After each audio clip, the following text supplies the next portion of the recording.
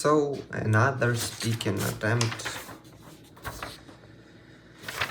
Today I'm just very tired, to be honest. Reading. Oh, such a good topic actually. Did you have a favorite book when you were a child? Why not?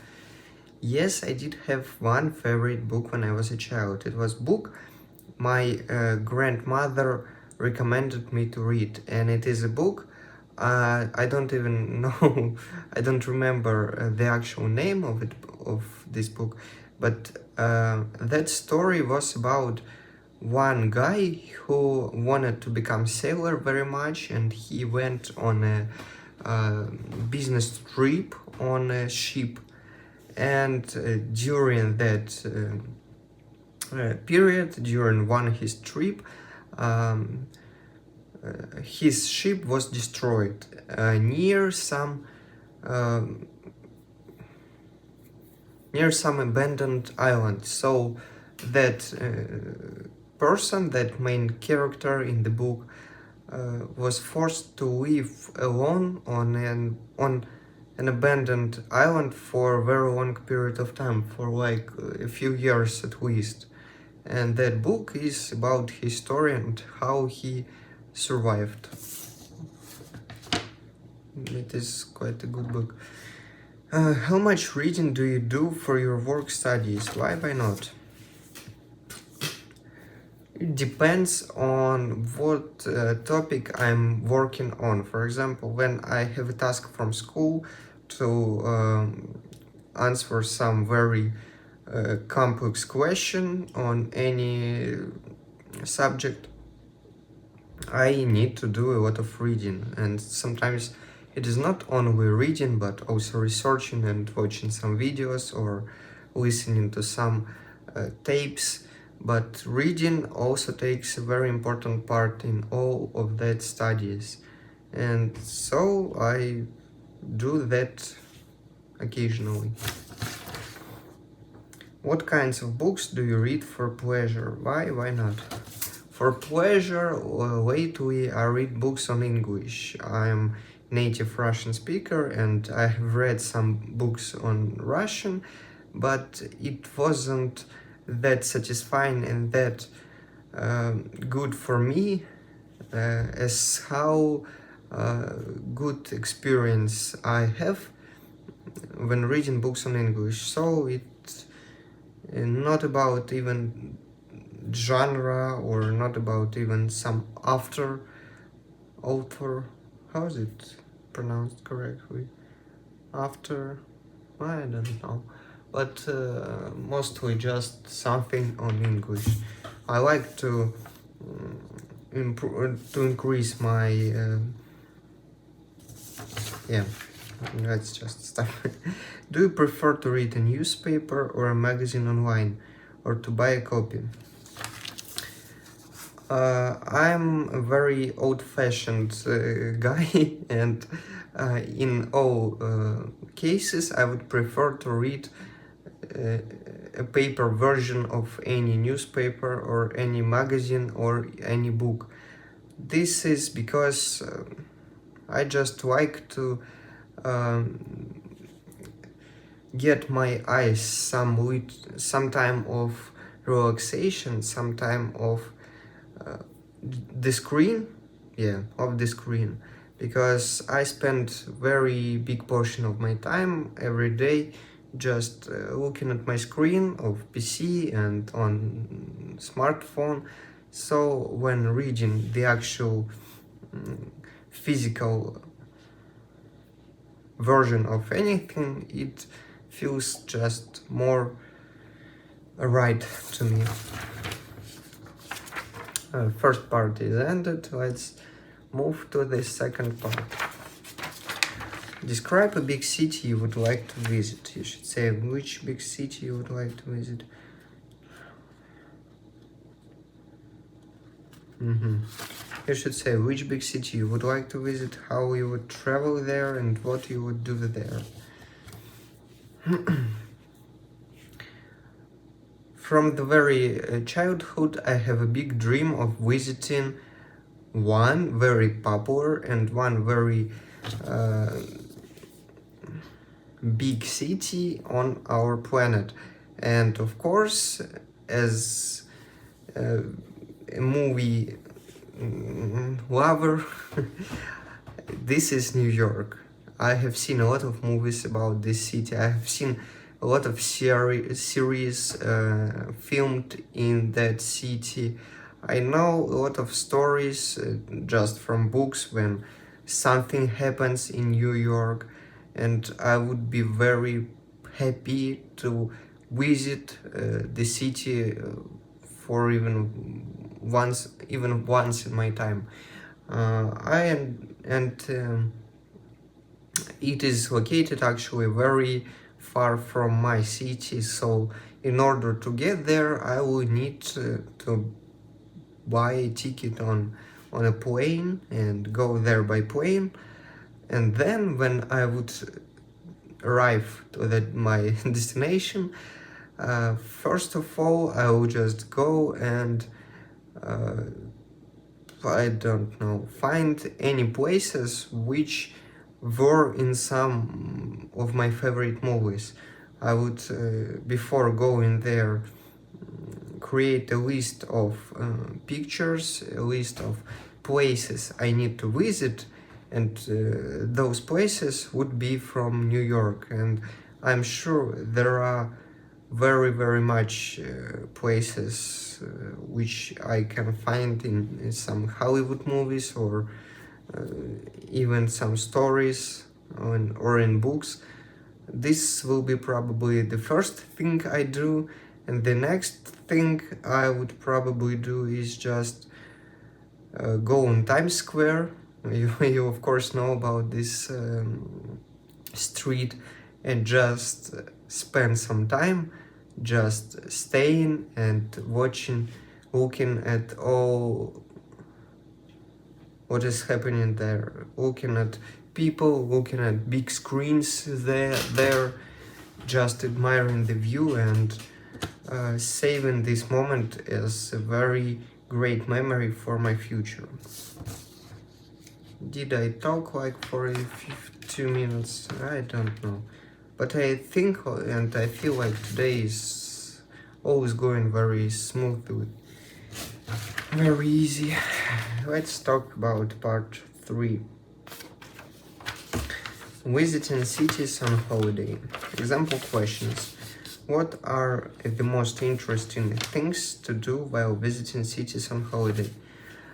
For me, most interesting things to do at some new. So it is me from future. I didn't talk correctly even without thinking. You'll understand later. I just expressed my opinion again. City for me, and even better if it is a new country, is just to Google some very popular places and not go to all popular places, but then Google something more, more niche. Can I say like that? More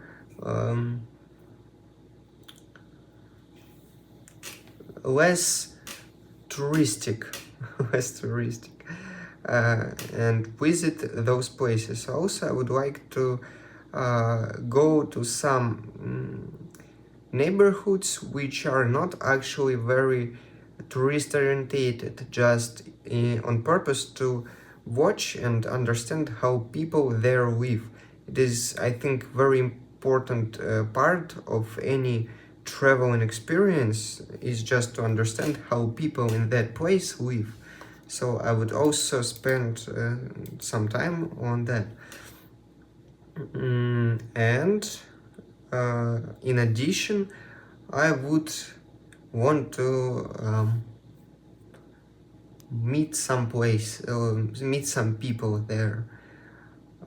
I don't know how exactly, but it would be very lovely to meet some locals and spend day or two with them, just asking about how their everyday life goes, and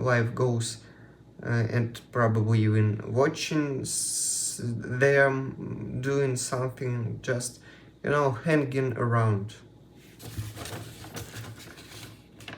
Why can it be expensive to visit cities on holiday? It can be it can be expensive because of a few reasons. The first reason is how actually far the city you desire to visit located from your location right now. If it is your country and just another city, probably it won't be very expensive. However, even if it is city in your own country, you still will need to have an apartment to stay in, and prices on even one bedroom, one tiny apartment can be extremely high, depending on what country it is in and what city it is in. For example, like I said, I wanted to visit New York, but I understand that prices there just to live, for a week could be mind-blowing. Like, for example, uh, I mean, if comparing prices there, probably 1 week living in New York could be months, or 3 months living in my city. Something like that could be easily compared. Do you think that it is better to visit cities alone or in a group with friends? In some ways, it is better to visit with friends because it will be safer, it will be less, sometimes you feel anxious just being in a new place, and also it will be very strange for you if people's mentality in city you're visiting right now is not very friendly. So you will feel very, I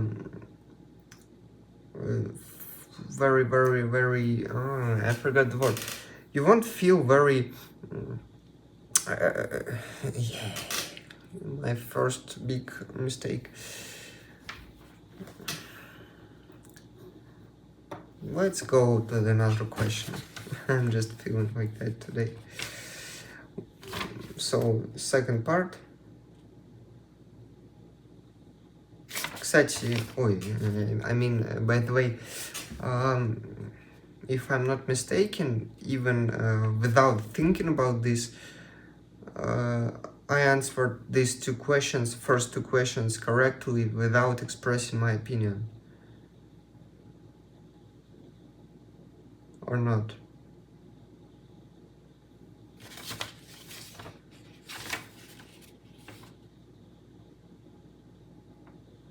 I don't remember. Why have cities increased in size in recent years? All cities, and I really am talking about all cities except not populated ones, increased in size in past, probably in recent years, and it is because of how fast people are born today. I'm tired. What are the challenges created by ever-growing cities? In ever-growing cities, one day it will be so problematic to increase area of city that it wouldn't be felt like one city anymore.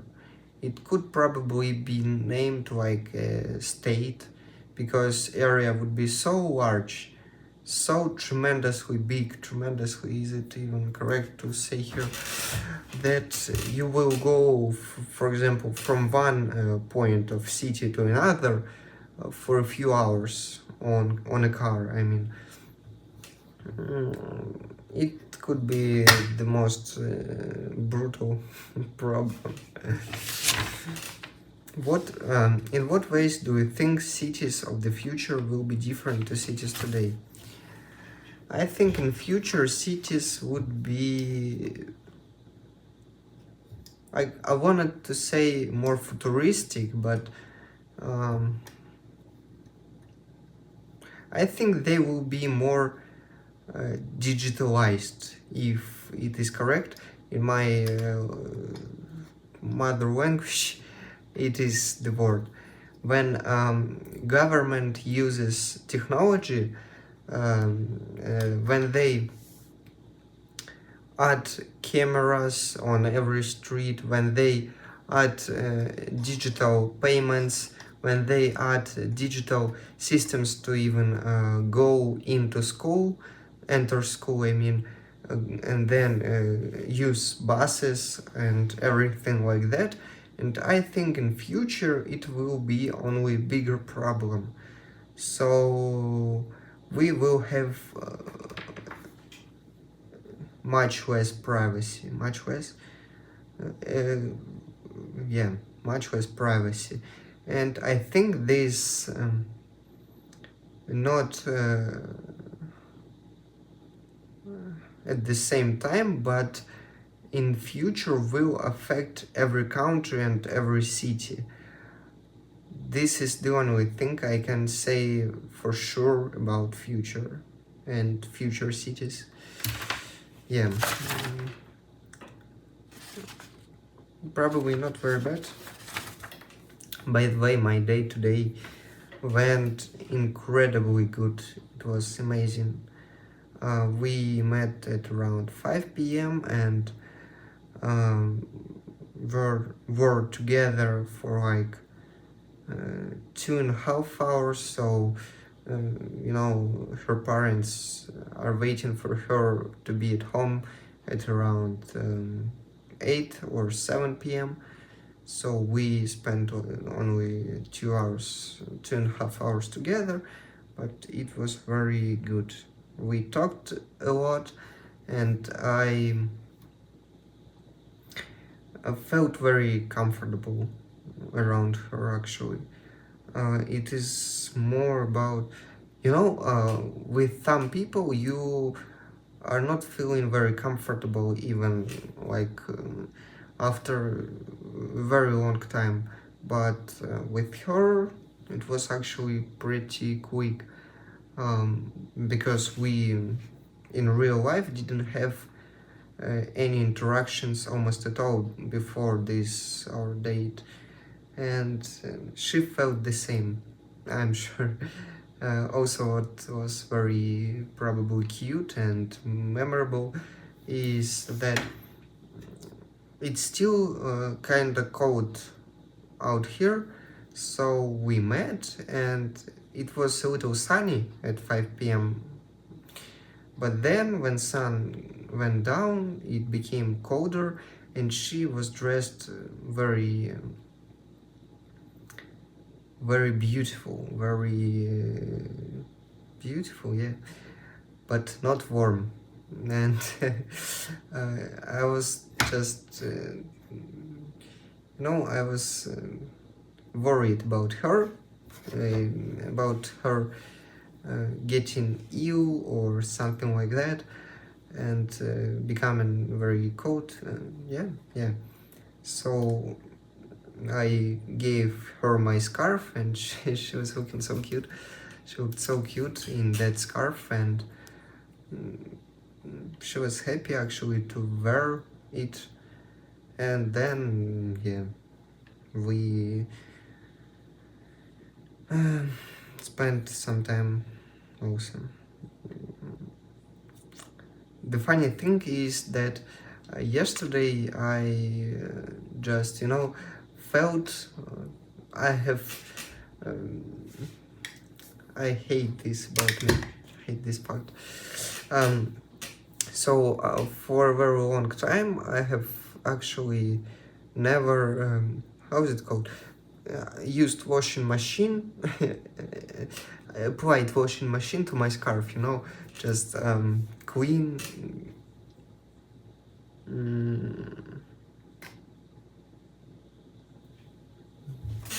I've never even used this word and never even heard of this word. I need to actually know about this.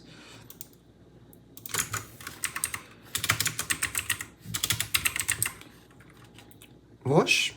Yeah, so easy. I have never washed my scarf, and yesterday I felt like I need to. I don't know why. And I did that, so it was like clean, it was smelling good, and today it was exactly what I needed. I feel very good about it. So yeah, everything went very, very good. Thank you for watching and see you soon.